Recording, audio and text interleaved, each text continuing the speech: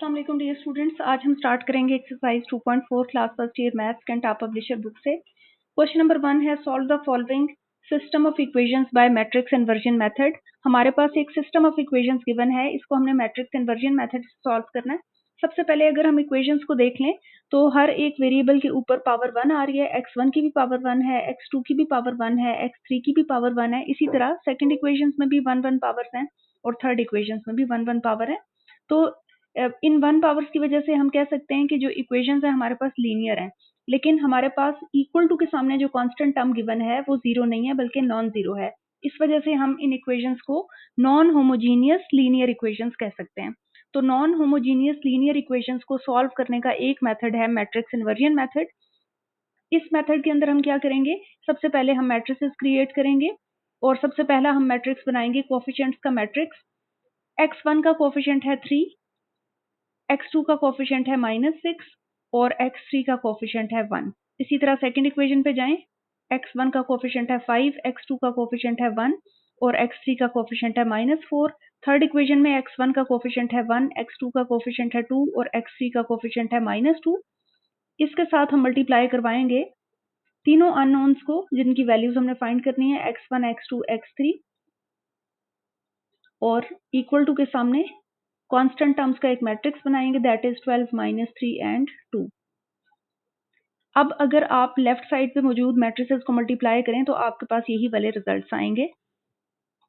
अब हम नेमिंग कर लेते हैं, हम लेट कर लेते हैं कि ये जो कोएफिशिएंट्स का मैट्रिक्स है इसका नेम x है, इस मैट्रिक्स का नेम x है और जो सामने मैट्रिक्स है उसका नेम b है। So ax is equal to b form हमने बना ली है। नेक्स्ट अब हमने x को सेपरेट करना है, तो हमारे पास यहाँ पे x एज इट इज रहेगा और हम इस a को शिफ्ट करेंगे। a यहाँ पे मल्टीप्लाई हो रहा था, राइट हैंड साइड पे जाके a का इनवर्स बन जाएगा, क्योंकि a मैट्रिक्स है तो अगर लेफ्ट साइड पे मल्टीप्लाई हो रहा है तो दूसरी तरफ जाके इनवर्स बन जाएगा। और ये बात आपने माइंड में रखनी है कि a क्योंकि लेफ्ट हैंड साइड पे है तो इसका इनवर्स भी हमने b के लेफ्ट हैंड साइड पे ही लिखना है। सो हमारे पास इक्वेशन बन गई x is equal to a inverse times b। ये है आपका रिजल्ट नंबर 1। अब इसके लिए हमें a इनवर्स का मैट्रिक्स चाहिए। सो टू फाइंड a इनवर्स अब हमें क्या क्या कैलकुलेशंस करनी पड़ेंगी। अब हमें सबसे पहले ए इनवर्स के लिए डिटर्मिनेंट ऑफ ए कैलकुलेट करना पड़ेगा। तो डिटर्मिनेंट ऑफ ए के लिए मैं लेफ्ट साइड पे भी बार्स रखूंगी और जो कोएफिशिएंट्स वाला मैट्रिक्स था उसके राइट साइड पे भी मैं बार्स ही रखूंगी और यहाँ पे कॉपी कर लेंगे। अब इस डिटर्मिनेंट को हम मजीद सॉल्व करके देखते हैं। इस डिटर्मिनेंट के अंदर सबसे पहले वैल्यू अगर मैं रो 1 के लिहाज से ओपन करूं तो सबसे पहली वैल्यू 3 आ रही है और क्योंकि 3 की पोजीशन है फर्स्ट रो फर्स्ट कॉलम में तो मैं इसको मल्टीप्लाई करवाऊंगी फर्स्ट रो फर्स्ट कॉलम के साथ। Then I have -6। -6 की क्या पोजीशन है, फर्स्ट रो के अंदर आ रहा है लेकिन सेकंड कॉलम में आ रहा है, सो हम इसको a12 के साथ मल्टीप्लाई करवा देंगे। और थर्ड एंट्री है मेरे पास 1 और इस 1 की पोजीशन देखी जाए तो ये फर्स्ट रो के अंदर लेकिन थर्ड कॉलम में आ रही है, सो मैं इसको मल्टीप्लाई करवा दूंगी a13 के साथ। नेक्स्ट अब हमारे पास 3 एज इट इज रहेगा। a11 की वैल्यू अगर हम कैलकुलेट करें तो a11 की वैल्यू इक्वल होती थी -1 रेज टू द पावर, ये रो का नंबर है और ये कॉलम का नंबर है, तो रो और कॉलम के नंबर को ऐड करेंगे, साथ में एक डिटर्मिनेंट के साथ मल्टीप्लाई करेंगे। वो डिटर्मिनेंट क्या होगा कि हमने फर्स्ट रो और फर्स्ट कॉलम को डिलीट करना है। यहाँ से अगर फर्स्ट रो और फर्स्ट कॉलम को हम डिलीट कर दें तो हमारे पास जो एंट्रीज बचेंगी वो होंगी 1 2 -4 -2। Then we have -6 as it is. a12 की वैल्यू प्लेस करें, it is -1 raise to the power 1 + 2, साथ में मल्टीप्लाई होगा m12। m12 का मतलब है कि हमने फर्स्ट रो और सेकंड कॉलम को डिलीट करना है। सो फर्स्ट रो और सेकंड कॉलम को डिलीट करके देख लेते हैं। यहाँ हमारे पास जो एंट्रीज आएंगी डिटर्मिनेंट के अंदर वो हो जाएंगी 5 1 -4 एंड -2 और इसी तरह से मेरे पास जो थर्ड वैल्यू आ रही थी वो 1 आ रही थी। 1 के साथ मुझे मल्टीप्लाई करना था a13 को, इसकी वैल्यू है -1 रेज टू द पावर 1 + 3 और साथ में इसको मल्टीप्लाई करना था m13 के साथ जिसकी वैल्यू होती है डिटर्मिनेंट ऑफ फर्स्ट और थर्ड कॉलम को डिलीट कर दें तो फर्स्ट रो ये है हमारे पास, जबकि जो थर्ड कॉलम है वो इस तरह से डिलीट होगा तो हमारे पास जो एंट्रीज बचेंगी वो होंगी 5 1 1 2। नेक्स्ट इसको मजीद सिंप्लीफाई करेंगे, 3 एज इट इज आ जाएगा, -1 के ऊपर 2 पावर आ जाएगी और अगर इस डिटर्मिनेंट को सॉल्व करें तो डायगोनल एंट्रीज का जो प्रोडक्ट है वो -2 होगा बीच में माइनस साइन आएगा, नॉन डायगोनल एंट्रीज का जो प्रोडक्ट है वो -8 हो जाएगा, -6 एज इट इज आ जाएगा, -1 के ऊपर पावर आ रही है 3, डायगोनल एंट्रीज का प्रोडक्ट है -10, माइनस नॉन डायगोनल एंट्रीज का जो प्रोडक्ट है वो -4 है, 1 एज इट इज आएगा, -1 के ऊपर पावर आ रही है 4, डिटर्मिनेंट को अगर सॉल्व करें तो डायगोनल एंट्रीज का जो प्रोडक्ट है वो है 10, माइनस नॉन डायगोनल एंट्रीज का जो प्रोडक्ट है वो है 1। मजीद थोड़ा सा सिंप्लीफाई कर लेते हैं, 3 एज इट इज आ जाएगा, -1 का स्क्वायर +1 ही आएगा, और इसको हम फर्दर मल्टीप्लाई करेंगे -2 + 8 के साथ, -6 एज इट इज, -1 का क्यूब -1 ही आएगा क्योंकि ऑड पावर है, इनसाइड ब्रैकेट -10 + 4 आ जाएगा, +1 एज इट इज, -1 की पावर 4 है, आंसर +1 आ जाएगा, और 10 में से 1 लेस होगा तो हमारे पास 9 रह जाएगा। नेक्स्ट हमारे पास 3 एज इट इज आ जाएगा, 1 से मल्टीप्लाई होने के बाद, और 8 में से 2 लेस करेंगे 6 रह जाएगा, माइनस इंटू माइनस +6 हो जाएगा, और -10 में +4 करेंगे -6 रह जाएगा, और लास्ट 3 वैल्यूज का जो प्रोडक्ट है वो हमारे पास 9 ही रहेगा। 3 इंटू 6 18 हो जाएगा, 18 में से हम लेस करेंगे -36 और ऐड करेंगे 9 को, तो हमारे पास जो टोटल रिजल्ट है डिटर्मिनेंट का वो -9 आ जाएगा। अब ए इनवर्स का अगर फॉर्मूला देखें तो ए इनवर्स के फॉर्मूला में होता है adjoint of A divided by determinant of A, और क्योंकि 3 रोज 3 कॉलम्स हैं तो इस मैट्रिक्स का एडजॉइंट कैसे लिखा जाएगा, ये होता था A11, A12, A13, then second row first column, second row second column, second row third column, और उसके बाद third row first column, third row second column, third row third column. इस पूरे के पूरे मैट्रिक्स का हम ले लेते थे ट्रांसपोज, और इसको हम डिवाइड करते थे डिटर्मिनेंट ऑफ ए के साथ।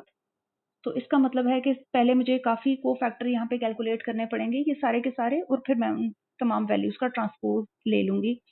अब हम लिखेंगे ए मैट्रिक्स की वैल्यूज़ जो कि थी 3, 5, 1, -6, 1, 2, 1, -4, -2। अब यहाँ से कोफैक्टर्स कैलकुलेट करके देख लेते हैं। A11 का मतलब है फर्स्ट रो फर्स्ट कॉलम, और इसका फॉर्मूला होता है -1 raise to the power 1 + 1 multiply by M11। ये हो जाएगा -1 raise to the power 2। M11 का मतलब है कि हमने डिटर्मिनेंट लेना है by deleting first row first column. तो फर्स्ट रो फर्स्ट कॉलम को अगर हम डिलीट करें हमारे पास डिटर्मिनेंट में बचेगा 1, 2, -4, -2। मजीद सॉल्व कर लें तो -1 का स्क्वायर +1 आएगा। डायगोनल एंट्रीज का जो प्रोडक्ट है वो -2 आएगा, माइनस नॉन डायगोनल एंट्रीज का जो प्रोडक्ट है वो -8 आ जाएगा, और अगर इसको मजीद सिंप्लीफाई करें तो हमारे पास -2 + 8 बचेगा, आउटसाइड वाला 1 हम स्किप कर रहे हैं, और हमारे पास यहाँ से वैल्यू टोटल आ जाएगी 6। तो A11 की वैल्यू हमने कैलकुलेट कर ली। इसी तरह से हम A12 की वैल्यू भी निकाल के देख लेते हैं। फर्स्ट रो सेकंड कॉलम, इसमें हम करेंगे -1 रेज टू द पावर 1 + 2, साथ में मल्टीप्लाई करेंगे M12 के साथ, तो ये -1 रेज टू द पावर 3 हो जाएगा। M12 का मतलब है फर्स्ट रो सेकंड कॉलम को डिलीट करें, so first row and second column को अगर हम डिलीट करेंगे तो हमारे पास 5, 1, -4, -2 बचेगा। -1 के ऊपर क्यूब आ रहा है, it will B -1। Diagonal entries का जो प्रोडक्ट है वो -10 आ रहा है, माइनस नॉन डायगोनल एंट्रीज का जो प्रोडक्ट है वो -4 आ रहा है। आपके पास negative sign as it is रहेगा, -10 + 4 हो जाएगा, और यहाँ से -6 बनेगा, that will be equal to +6। Next हम कैलकुलेट करेंगे A13 के लिए फॉर्मूला है -1 रेज टू द पावर 1 + 3, और इसको मल्टीप्लाई करेंगे फर्स्ट रो थर्ड कॉलम के साथ, -1 के ऊपर हो जाएगा पावर 4, और M13 का मतलब है हमने फर्स्ट रो और थर्ड कॉलम को डिलीट करना है, तो ये फर्स्ट रो है और ये थर्ड कॉलम है, इसको डिलीट करें तो हमारे पास एंट्रीज बच रही हैं 5, 1, 1, 2। -1 के ऊपर 4 पावर आ रही है यानी इवन पावर आ रही है, तो आंसर +1 ही बनेगा, और यहाँ से डायगोनल एंट्रीज का प्रोडक्ट ले लें तो हमारे पास 10 आता है, माइनस नॉन डायगोनल एंट्रीज का प्रोडक्ट ले लें तो हमारे पास 1 आता है। 1 एज इट इज आ गया, 10 में से 1 लेस होगा तो रह जाएगा 9, और 1 को 9 से मल्टीप्लाई करेंगे तो आंसर 9 ही रहेगा।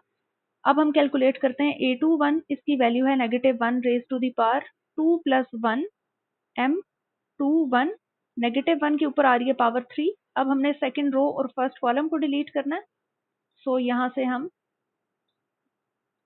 सेकंड रो और फर्स्ट कॉलम को डिलीट कर रहे हैं। हमारे पास एंट्रीज बचेंगी -6, 2, 1 एंड -2। नेक्स्ट हमारे पास क्या हो जाएगा, -1 के ऊपर क्यूब आ रहा है तो आंसर -1 ही रहेगा।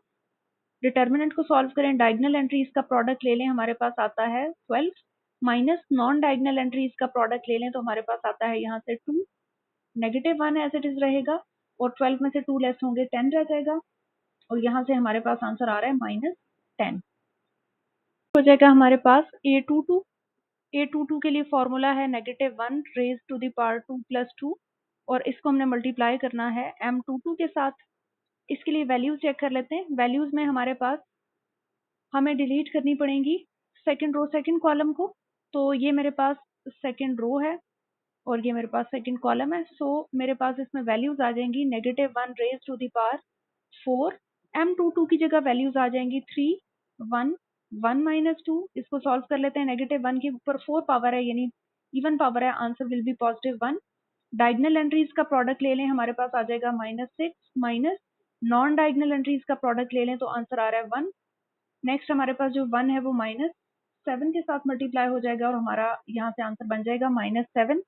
नेक्स्ट अब हमने कैलकुलेट करना है A23 को, so second row third column, इसके लिए फॉर्मूला हो जाएगा -1 raise to the power 2 plus 3, और मल्टीप्लाई साथ में करना होगा M23 के साथ, -1 के ऊपर हो जाएगी टोटल पावर 5। M23 का मतलब है हमने सेकेंड रो थर्ड कॉलम को डिलीट करना है, सो ये सेकेंड रो है हमारे पास और ये थर्ड कॉलम है, सो एंट्रीज हमारे पास बच रही हैं 3, 1, -6, 2। डिटर्मिनेंट के अंदर -1 के ऊपर ऑड नंबर है, ऑड पावर है, इसका मतलब है आंसर -1 ही रहेगा। डायगोनल एंट्रीज का प्रोडक्ट ले लें 6 आएगा, माइनस नॉन डायगोनल्स का प्रोडक्ट ले लें -6 आएगा, और टोटल आंसर यहाँ से हमारे पास बनेगा -1, 6 प्लस 6, 6 प्लस 6 12 हो जाएगा। 12 को -1 से मल्टीप्लाई करूंगी तो यहाँ से हमारे पास -12 वैल्यू आ रही है। नेक्स्ट हमने कैलकुलेट करके देखना है A31 के लिए फॉर्मूला हो जाएगा -1 raise to the power 3 plus 1, और इसको साथ में मल्टीप्लाई करवाएंगे M31 के साथ, तो -1 के ऊपर हो जाएगा 4, और अब हमें थर्ड रो फर्स्ट कॉलम को डिलीट करना है, तो यहाँ से देख लेते हैं। थर्ड रो और फर्स्ट कॉलम को अगर हम डिलीट करें तो हमारे पास जो वैल्यूज आ रही हैं वो आ रही हैं -6, 1, 1, -4, -6, 1, 1, -4। अब हमारे पास -1 के ऊपर 4 पावर आ रही है यानी इवन पावर है, तो आंसर +1 हो जाएगा। डायगोनल एंट्रीज का प्रोडक्ट हमारे पास हो जाएगा 24, माइनस नॉन डायगोनल्स का प्रोडक्ट हमारे पास आ जाएगा 1। 24 में से 1 लेस करेंगे 23 आएगा, 23 को 1 से मल्टीप्लाई करेंगे तो 23 ही रहेगा। सो A31 हमने कैलकुलेट कर लिया। अब नेक्स्ट हम कैलकुलेट करके देखते हैं A32। इसके लिए फॉर्मूला क्या होगा, -1 raise to the power 3 plus 2, और इसको हम मल्टीप्लाई करवाएंगे M32 के साथ, -1 के ऊपर आ जाएगी 5 पावर, और अब हमने डिटर्मिनेंट लिखना है by deleting third row and second column. Third row and second column, तो ये हमारे पास थर्ड रो है और ये हमारे पास सेकंड कॉलम है। एंट्रीज बच रही हैं 3, 5, 1, -4। -1 के ऊपर 5 पावर आ रही है, इसका मतलब है आंसर -1 ही रहेगा। डायगोनल एंट्रीज का प्रोडक्ट मेरे पास आ रहा है -12, माइनस नॉन डायगोनल्स का प्रोडक्ट आ रहा है मेरे पास 5, -1 एज इट इज, -12 और -5 को ऐड करेंगे तो मेरे पास -17 आ रहा है, और यहाँ से टोटल आंसर मेरे पास 17 आएगा। अब नेक्स्ट हमने A33 कैलकुलेट करना है। इसका फॉर्मूला हो जाएगा -1 raise to the power 3 plus 3, और इसको हम मल्टीप्लाई करवाएंगे M33 के साथ। -1 के ऊपर आ जाएगी पावर 6। M33 का मतलब है कि हमने डिलीट करनी है थर्ड रो थर्ड कॉलम, तो यहाँ से थर्ड रो और थर्ड कॉलम को अगर डिलीट करें तो एंट्रीज बच रही हैं 3, 5, -6, 1। -1 के ऊपर 6 पावर आ रही है तो आंसर +1 ही होगा क्योंकि इवन पावर है। डिटर्मिनेंट को सॉल्व कर लें तो हमारे पास डायगोनल एंट्रीज का जो प्रोडक्ट है वो 3 आएगा, माइनस नॉन डायगोनल एंट्रीज का प्रोडक्ट -30 आएगा। तो हमारे पास यहाँ से 1 एज इट इज रहेगा, 3 एज इट इज रहेगा, माइनस इंटू माइनस हो जाएगा +30, 3 के अंदर 30 ऐड करेंगे 33 आएगा, 33 को 1 से मल्टीप्लाई करेंगे तो हमारे पास लास्ट वैल्यू 33 आ रही है। नेक्स्ट हमने ए इनवर्स का फॉर्मूला लिख लिया। ए इनवर्स के फॉर्मूला के अंदर वैल्यूज प्लेस करते जाएंगे। A11 की वैल्यू हमने कैलकुलेट की है 6 के तौर पे, A12 की वैल्यू भी 6 थी और A13 की वैल्यू हमारे पास 9 थी। इसी तरह से A21 की वैल्यू हमारे पास -10 थी, A22 की वैल्यू हमारे पास -7 थी और A23 की वैल्यू हमारे पास आ रही थी -12। इसी तरह से A13 की वैल्यू हमारे पास आ रही थी 23, A32 की वैल्यू हमारे पास आ रही थी 17 और A33 की वैल्यू हमारे पास आ रही थी 33। अब इन तमाम वैल्यूज का हमने लेना है ट्रांसपोज और इसको डिवाइड करना है डिटर्मिनेंट की वैल्यू से, और डिटर्मिनेंट हमने कैलकुलेट किया था एज -9। ट्रांसपोज ले लेते हैं। ट्रांसपोज लेंगे तो जो फर्स्ट रो है वो कॉलम में कन्वर्ट हो जाएगी, इसी तरह सेकंड रो भी कॉलम में कन्वर्ट होगी, थर्ड रो भी कॉलम में कन्वर्ट होगी। तो फर्स्ट रो को अगर मैं कॉलम वाइज लिखूं तो it will be 6 6 9, second row का कॉलम बनाऊं तो इट विल बी -10 -7 एंड -12, और थर्ड रो का भी अगर मैं कॉलम बना दूं तो इट विल बी 23 17 एंड 33। और इस पूरे के पूरे डिटर्मिनेंट को हमने डिवाइड करना है -9 के साथ।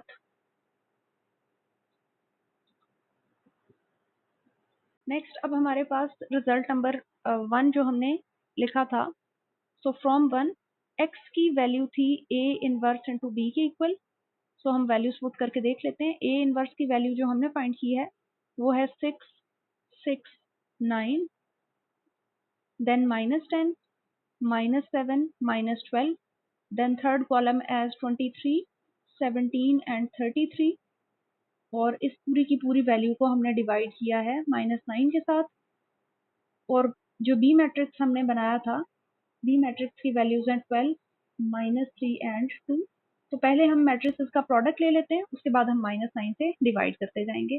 सो मैं -1/9 को सेपरेट कर रही हूँ यहाँ पे, और मैं पहले दोनों मैट्रिसेस को मल्टीप्लाई करके देख रही हूँ। तो यहाँ से आप फर्स्ट रो सिलेक्ट करेंगे और इस फर्स्ट रो को इस फर्स्ट कॉलम के साथ मल्टीप्लाई करवाएंगे।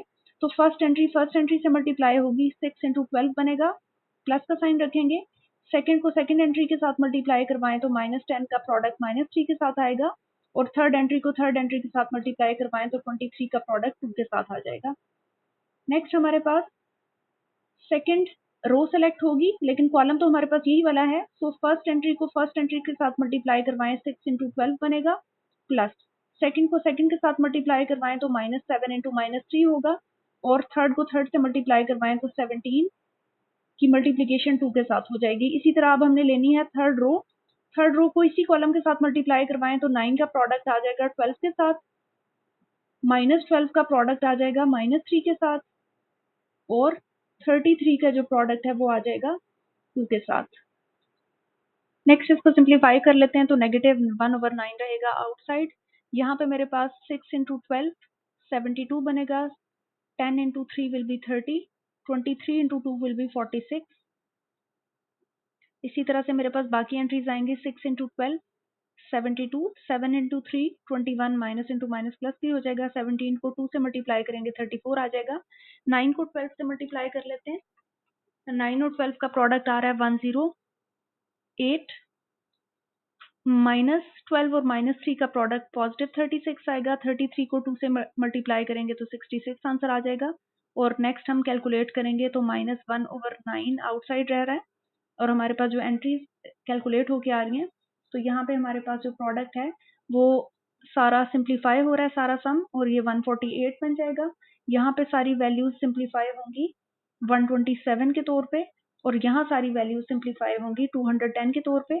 लास्ट में हम क्या करेंगे कि -1/9 को तीनों वैल्यूज के साथ मल्टीप्लाई करवा देंगे, तो हमारे पास यहाँ पे आंसर आ जाएगा 148 बाय -9, तो नेगेटिव साइन हम ऊपर लिख देते हैं।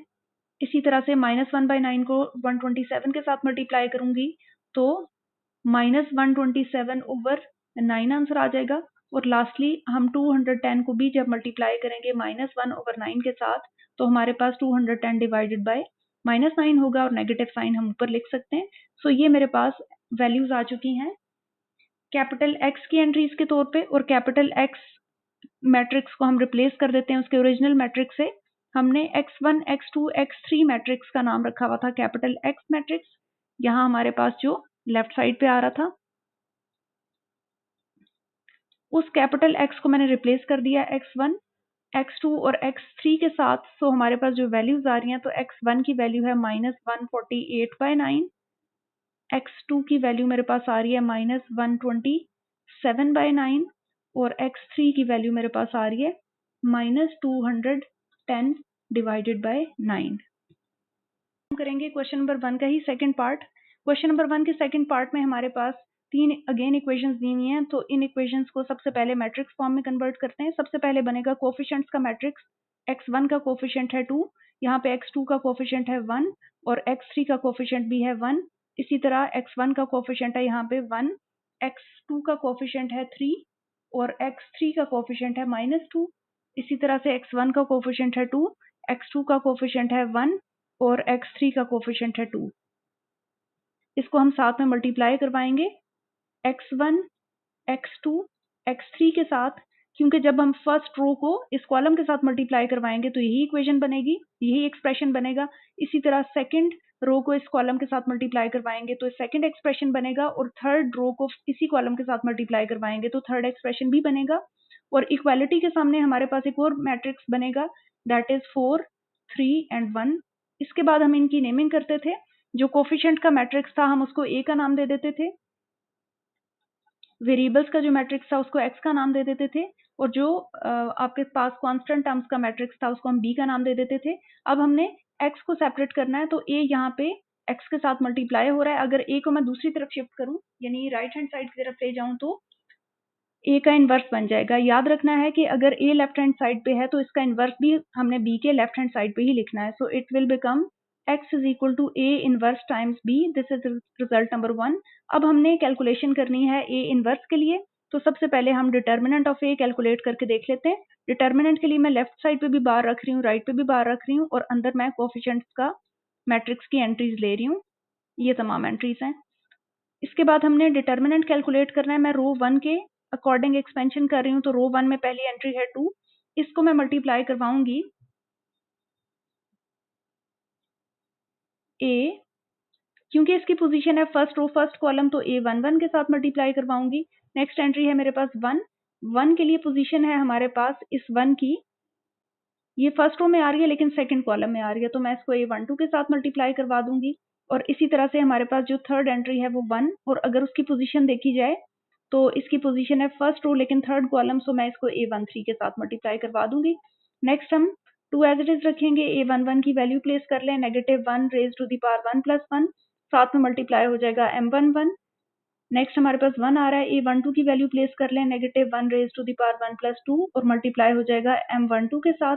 लास्ट मेरे पास आ रहा है 1, A13 की वैल्यू प्लेस कर लें, -1 रेज टू द पावर 1 + 3 और साथ में हम इसको मल्टीप्लाई कर देंगे M13 के साथ। नेक्स्ट हम इसको मजीद कैलकुलेट कर लेते हैं। हमारे पास 2 एज इट इज आ जाएगा, -1 के ऊपर पावर 2 आ जाएगी, और M11 का मतलब है कि हमने फर्स्ट रो फर्स्ट कॉलम को डिलीट करना है, तो डिटर्मिनेंट के अंदर वैल्यूज आ जाएंगी 3, 1, -2 एंड 2।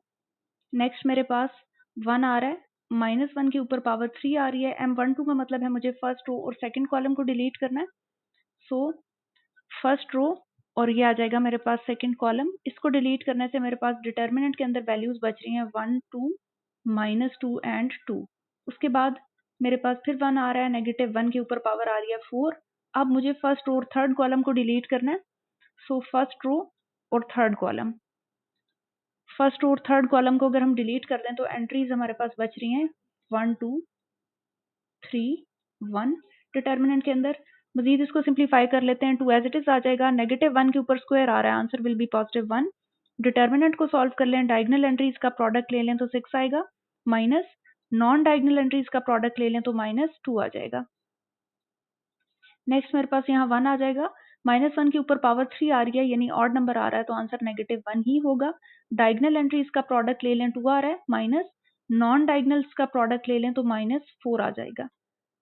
यहाँ पे 1 एज इट इज आ रहा है, -1 के ऊपर 4 पावर आ रही है, आंसर विल बी +1 क्योंकि इवन पावर है। डायगोनल एंट्रीज का प्रोडक्ट है 1 और नॉन डायगोनल्स का प्रोडक्ट है -6। नेक्स्ट इसको थोड़ा सा और सिंप्लीफाई कर लेते हैं। 2 1 के साथ मल्टीप्लाई होगा 2 आएगा, 6 माइनस इंटू माइनस हो जाएगा +2, प्लस माइनस -1 हो जाएगा और यहाँ पे 2 माइनस इंटू माइनस +4 हो जाएगा। 1 इंटू 1 यहाँ पे हमारे पास 1 ही होगा और 1 में से 6 लेस होगा तो -5 बचेगा। नेक्स्ट हम 2 को 8 के साथ मल्टीप्लाई करवा देंगे, -1 को 6 के साथ मल्टीप्लाई करवा देंगे और प्लस माइनस -5 यहाँ पे आ जाएगा। 2 इंटू 8 विल बी 16, 16 में से 6 भी लेस करेंगे और 5 भी लेस करेंगे तो हमारे पास टोटल आंसर यहाँ से 5 आ जाएगा। नेक्स्ट हमारे पास ए इनवर्स का फॉर्मूला होता है adjoint of A divided by determinant of A, और डिटर्मिनेंट की वैल्यू क्योंकि नॉन जीरो है इसका मतलब है हम ए इनवर्स कैलकुलेट कर सकते हैं। एडजॉइंट ऑफ ए के लिए हम लिखेंगे A11 A12 A13, A21 A22 A23 A31 A32 A33, इसका पूरा ट्रांसपोज लेंगे और बाद में इसको हम डिवाइड करवा देंगे डिटर्मिनेंट ऑफ ए के साथ। तो सबसे पहले हम कोफैक्टर्स कैलकुलेट करते हैं, उसके लिए हमें चाहिए ए मैट्रिक्स। तो ए मैट्रिक्स की वैल्यूज यहाँ पे नोट डाउन कर लेंगे। It is 2 1 2 in first column, 1 3 1 in second column and 1 minus 2 2 in third column।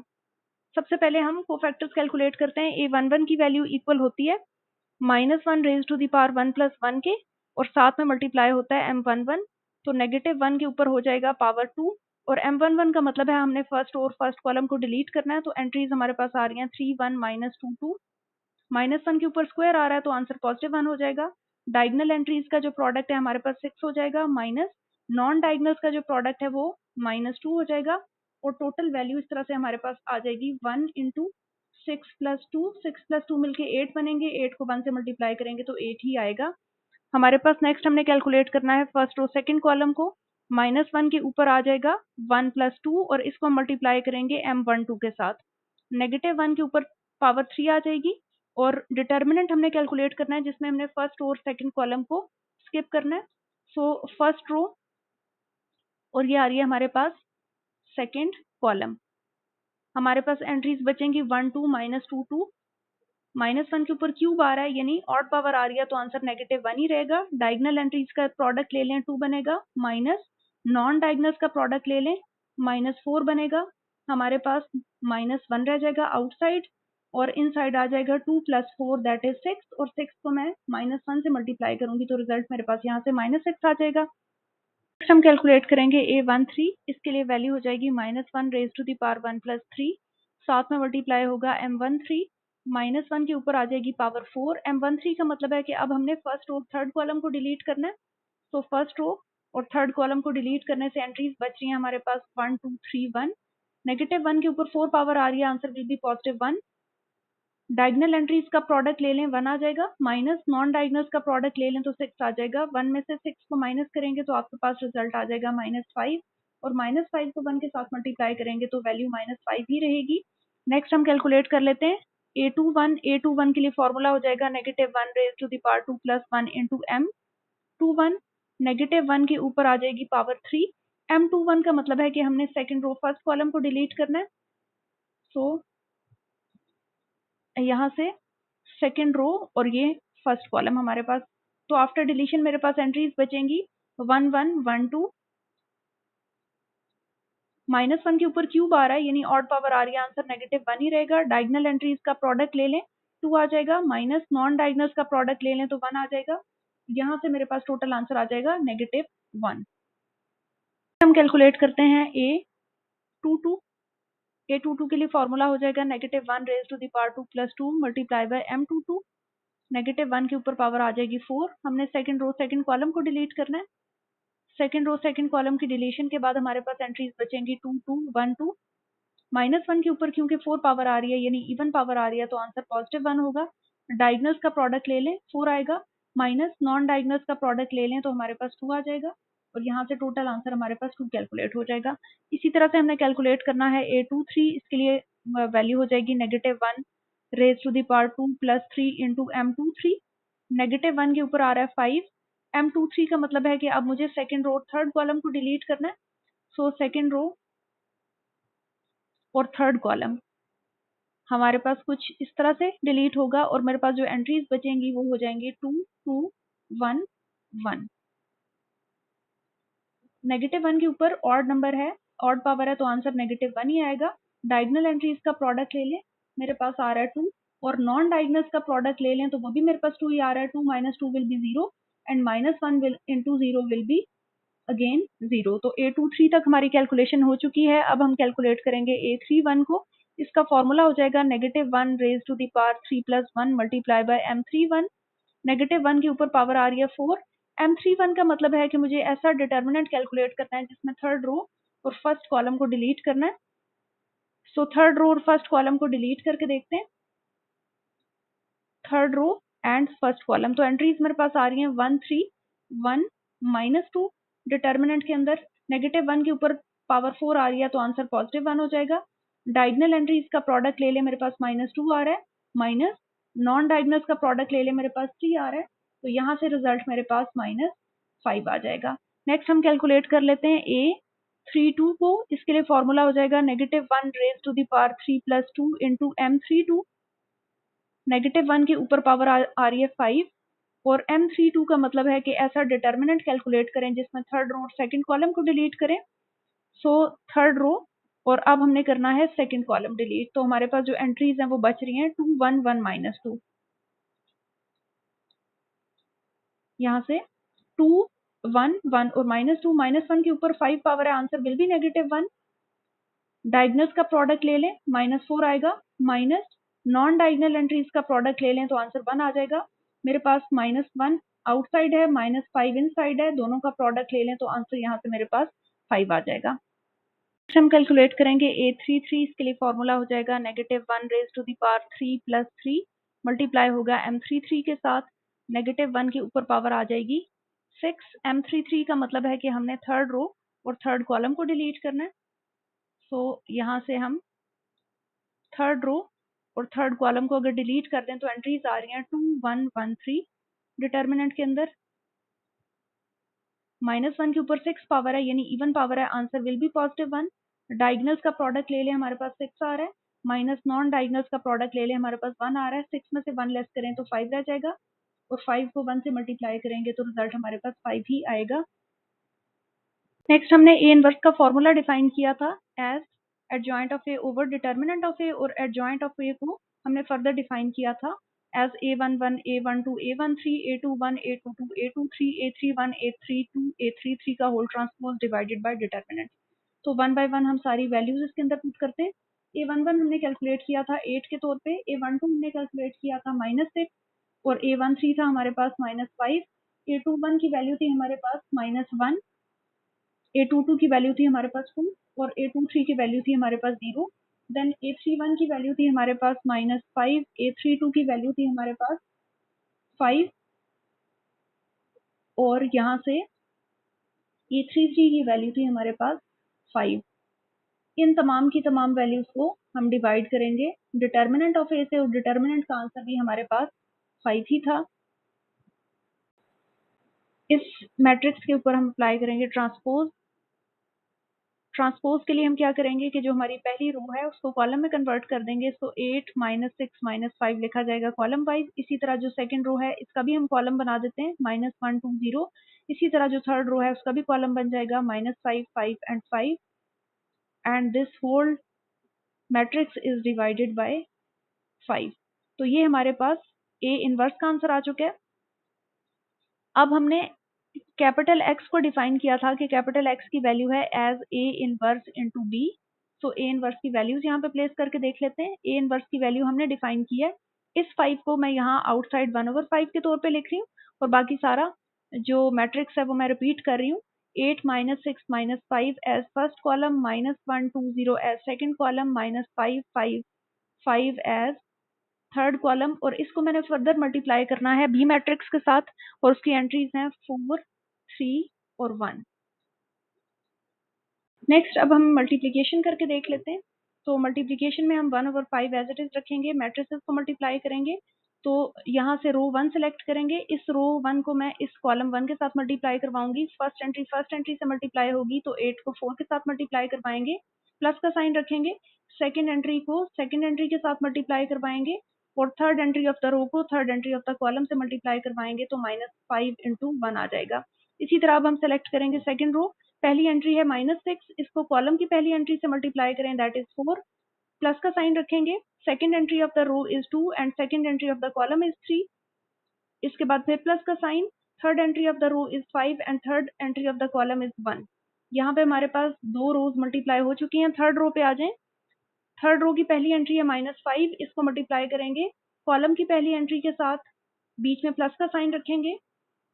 उसके बाद हमारे पास सेकंड एंट्री आ रही है रो में 0 और कॉलम की सेकंड एंट्री आ रही है 3, रो की तीसरी एंट्री है 5 और कॉलम की तीसरी एंट्री है हमारे पास 1। अब हमारे पास मजीद कैलकुलेशन हो जाएगी, 1/5 रहेगा as it is, 8 × 4 will be 32, 3 × -1 will be -3, -5 × 1 will be -5, -6 × 4 will be -24, then 2 × 3 will be 6, 5 × 1 will be 5, -5 × 4 will be -20, 0 × 3 will be 0, 5 × 1 will be 5। Next अब हम इसको मजीद सिंप्लीफाई करके देख लेते हैं। तो हमारे पास आउटसाइड यहाँ पे 1/5 आ रहा है, आउटसाइड में हमारे पास 1/5 एज इट इज आएगा। बाकी एंट्रीज को हम सिंप्लीफाई करके देख लेते हैं।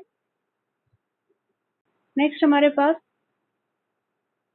32 में से 3 लेस होगा तो 29 बचेगा, 29 में से फर्दर 5 लेस होगा तो 24 बच जाएगा, -24 के अंदर हम 11 ऐड करेंगे तो हमारे पास -13 रह जाएगा और -20 के अंदर 5 ऐड करेंगे तो -15 रह जाएगा। अब हमने हर एक वैल्यू को 5 से डिवाइड कर लेना है। तो नेक्स्ट में हमारे पास आ जाएगा 24 डिवाइडेड बाय 5 -13 डिवाइडेड बाय 5 और यहाँ पे आ जाएगा -15 डिवाइडेड बाय 5। ये हमारे पास 3 एंट्रीज आ चुकी हैं। अब अगर हम लेफ्ट हैंड साइड पे देखें तो हमारे पास ये जो कैपिटल X था ये लेफ्ट हैंड साइड पे आ रहा है।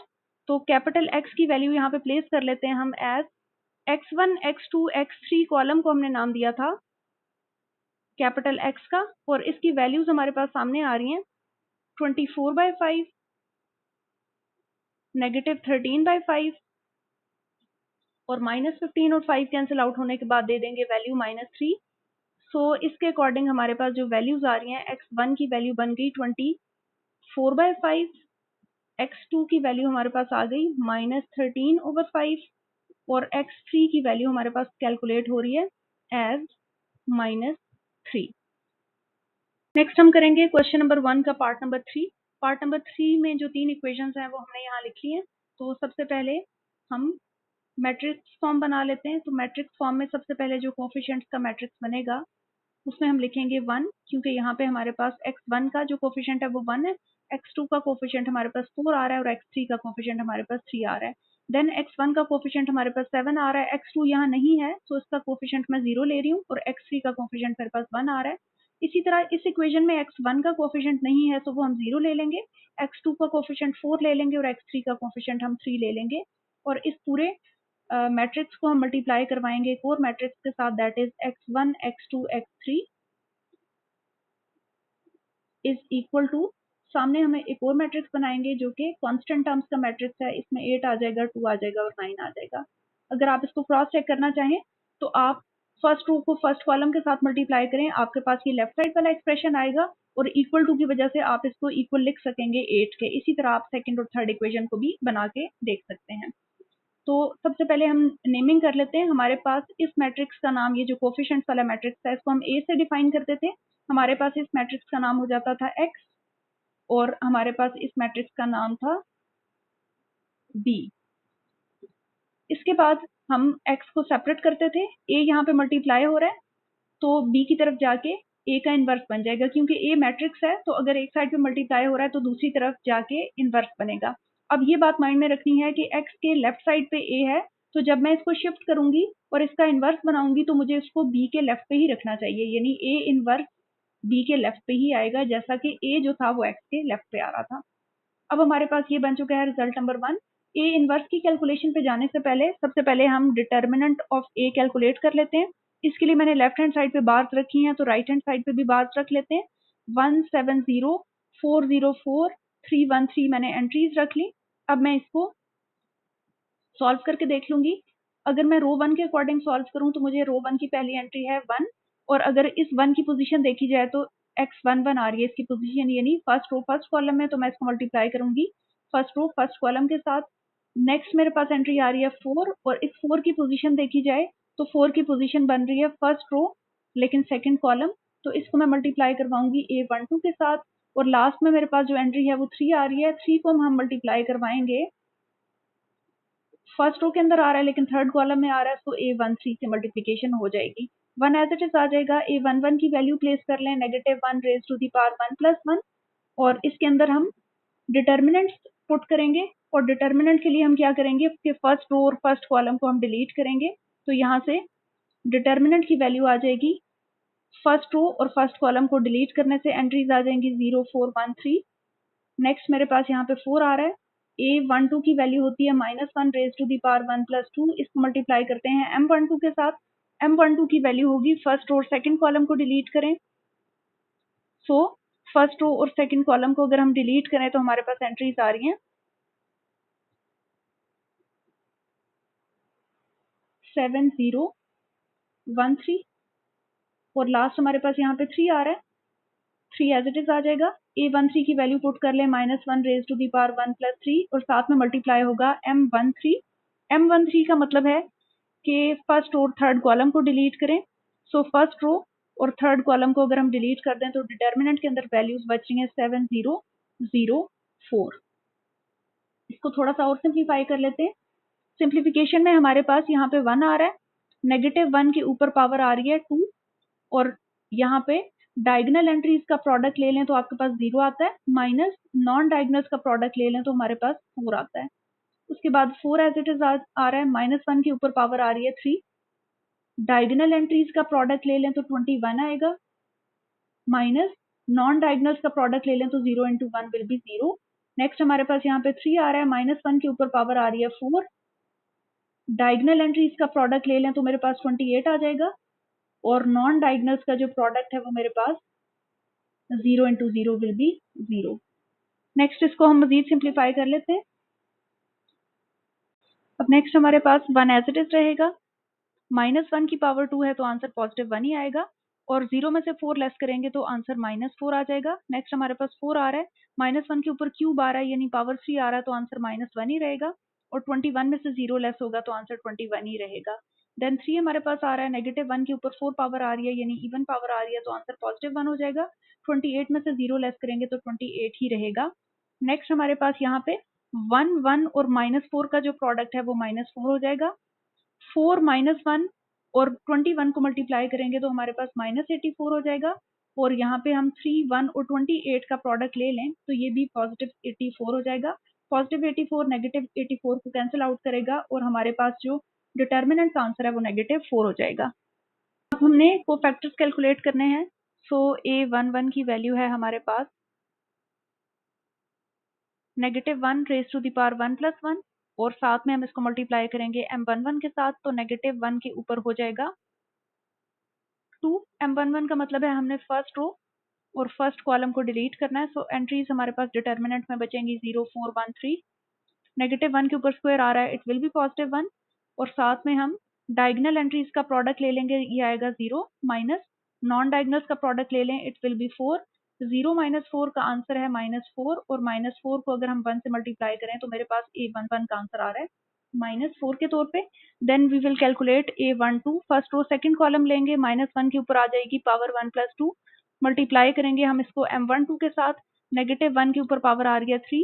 M12 का मतलब है कि अब हमने फर्स्ट रो और सेकंड कॉलम को डिलीट करना है, तो फर्स्ट रो सेकंड कॉलम की डिलीशन के बाद एंट्रीज आ रही हैं 7 0 1 3।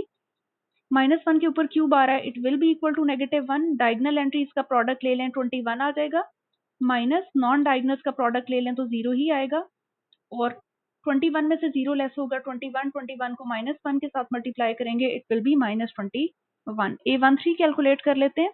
-1 के ऊपर पावर आनी चाहिए 1 प्लस 3, और इसको मल्टीप्लाई होना चाहिए M13 के साथ, -1 के ऊपर पावर आ जाएगी 4, M13 का मतलब है कि हमने फर्स्ट और थर्ड कॉलम को डिलीट करना है।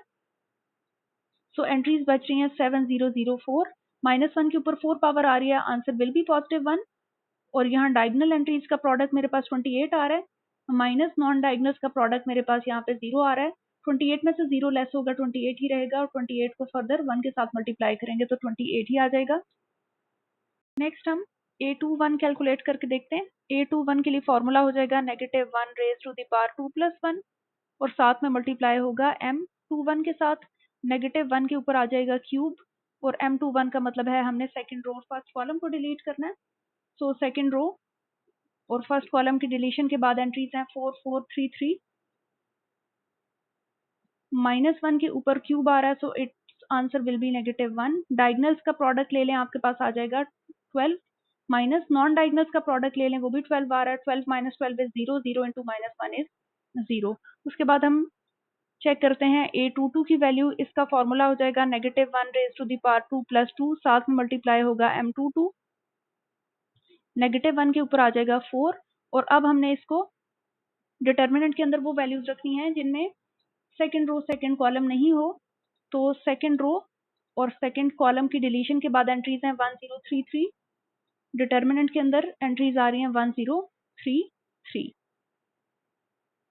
अब हम इनको मजीद सिंप्लीफाई करते हैं। -1 के ऊपर पावर 4 आ रही है, आंसर विल बी +1। डायगनल्स का प्रोडक्ट ले लें 3 आएगा, माइनस नॉन डायगनल्स का प्रोडक्ट ले लें तो आपके पास यहाँ से आंसर 0 आ रहा है। 3 - 0 इज 3, 3 को 1 से मल्टीप्लाई करेंगे तो आपके पास आंसर आ जाएगा 3। देन हम नेक्स्ट कैलकुलेट करके देख लेते हैं A23 को। इसके लिए हमारे पास -1 के ऊपर पावर आ जाएगी 2 + 3, साथ में मल्टीप्लाई हो जाएगा M23, -1 के ऊपर पावर हो जाएगी 5। अब हमने ऐसा डिटर्मिनेंट लिखना है जिसके अंदर सेकंड रो और थर्ड कॉलम डिलीटेड हो। सेकंड रो और थर्ड कॉलम, अब हम सेकंड रो और थर्ड कॉलम को डिलीट कर देंगे तो हमारे पास 1044 एंट्रीज आ रही हैं।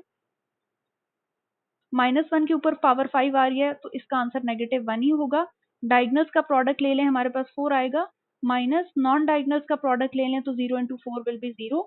4 में से 0 लेस होगा तो 4 बचेगा, 4 को -1 से मल्टीप्लाई करेंगे तो हमारे पास आंसर -4 आ जाएगा। नेक्स्ट हम कैलकुलेट करके देखते हैं A31 के लिए फॉर्मूला है -1 रेज टू द पावर 3 + 1, और इसके साथ लिखा जाएगा M31। फर्दर इसके अंदर वैल्यूज पुट करेंगे तो -1 के ऊपर पावर आ जाएगी 4, और M31 का मतलब है थर्ड रो और फर्स्ट कॉलम।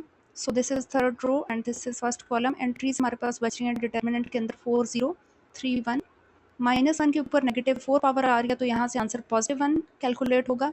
डायगनल्स का प्रोडक्ट ले लें तो हमारे पास डायगनल एंट्रीज का प्रोडक्ट बन रहा है 4, 0 को 3 से मल्टीप्लाई करेंगे तो 0 ही आएगा। नेक्स्ट हमारे पास यहाँ पे 4 में से 0 लेस होगा, 4 ही रहेगा, और टोटल आंसर यहाँ से हमारे पास 4 आ जाएगा।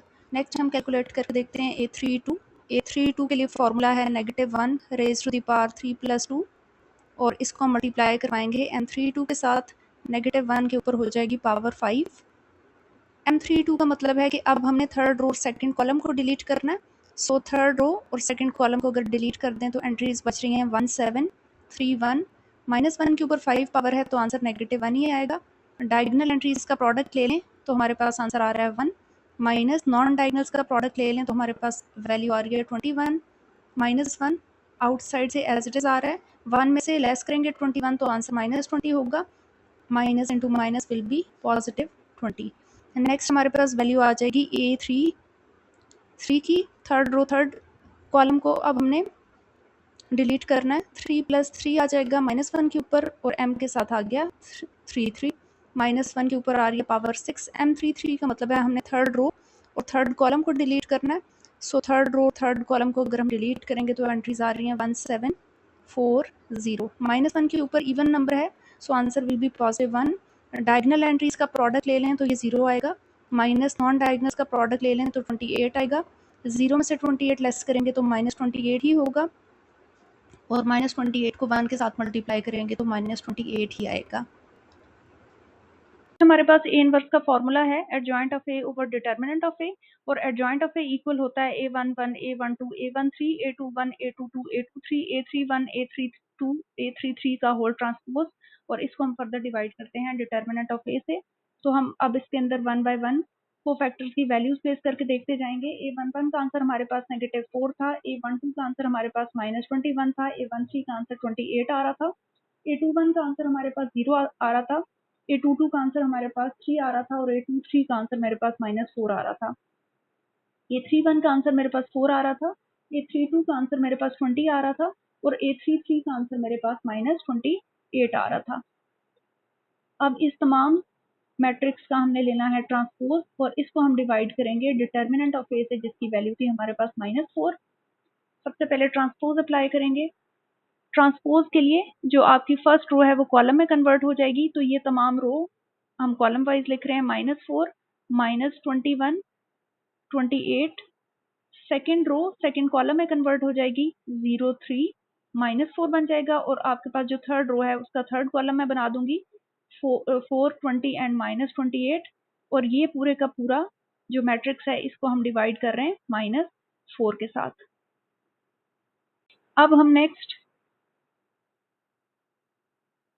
हमने डिफाइन किया था कि कैपिटल X की जो वैल्यू है वो A इनवर्स इंटू B के इक्वल है, तो वैल्यूज प्लेस करके देख लेते हैं। A इनवर्स की वैल्यू हमने निकाली है -4 -21 -28 0 3 -4 4 20 -28 होल डिवाइडेड बाय -4 के इक्वल और इसको हम फर्दर मल्टीप्लाई कर रहे थे बी मैट्रिक्स के साथ जिसकी एंट्रीज हैं 8 2 एंड 9। तो यहाँ से जो डिवीजन में हमारे पास नंबर आ रहा है इसको मैं साइड पे कर रही हूँ -1/4 के तौर पे और बाकी मैं मैट्रिसेस को मल्टीप्लाई करवा रही हूँ। रो 1 को यहाँ से कॉलम 1 के साथ मल्टीप्लाई करवाएंगे तो पहली एंट्री के साथ मल्टीप्लाई होगी -4 इंटू 8 प्लस का साइन नेक्स्ट रखेंगे, 0 को 2 के साथ मल्टीप्लाई करवाएंगे यानी सेकंड एंट्री को सेकंड एंट्री के साथ और रो की थर्ड एंट्री को कॉलम की थर्ड एंट्री के साथ। तो ये हमारे पास रो 1 की मल्टीप्लिकेशन कॉलम 1 के साथ कंप्लीट हो चुकी है। अब हम रो 2 सेलेक्ट करेंगे। रो 2 में हमारी जो पहली एंट्री है वो -21 है, उसको मैं कॉलम 1 की पहली एंट्री के साथ मल्टीप्लाई कराऊंगी दैट इज 8, देन प्लस का साइन आएगा। Second entry of the second row is 3 and second entry of the first column is 2। इसी तरह से थर्ड एंट्री यहाँ से 20 है और कॉलम वाइज थर्ड एंट्री मेरे पास 9 आ रही है। तो इस तरह से हमने सेकंड रो के साथ मल्टीप्लिकेशन कंप्लीट करवा ली। थर्ड रो के ऊपर आ जाएं। थर्ड रो में पहला नंबर है -28, इसको हम मल्टीप्लाई करेंगे कॉलम के पहले नंबर के साथ, प्लस का साइन रखेंगे। उसके बाद हमारे पास -4 आ रहा है और इस -4 को हम कॉलम के सेकंड नंबर के साथ मल्टीप्लाई करेंगे, देन हमारे पास -28 आ रहा है as third entry of the third row और इसको मैं third entry of the column से मल्टीप्लाई करूंगी दैट इज 9। नेक्स्ट हमारे पास यहाँ पे +28 था, इसको +28 कर लेते हैं। अब हम इसको मजीद कैलकुलेट करके देख लेते हैं।